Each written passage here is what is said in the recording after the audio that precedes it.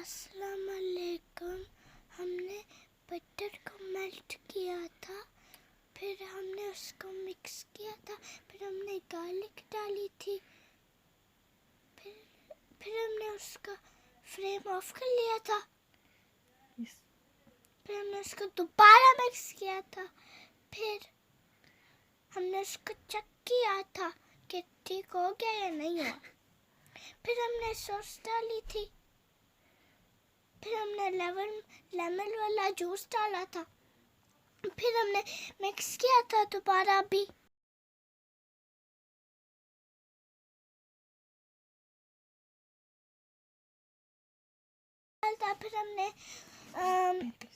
फिर हमने peri peri sauce डाली थी, फिर हमने चीज डाला था, फिर हमने इसको mix mix mix mix mix mix mix mix mix mix mix mix mix किया था। फिर हमने वो पार्सले डाली थी, फिर हमने मेयोनेज़ डाली थी, फिर हमने उसको मिक्स मिक्स मिक्स, फिर हमने इसको मिक्स किया था, फिर उसको बन गए थे। फिर हम चिकन को फ्राई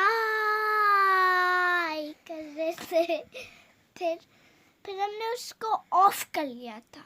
प्लीज चैनल को हमने सब्सक्राइब में भी मिक्स और इतना गुड चैलेंज बनाया उसका, उस नंबर से क्या होता है।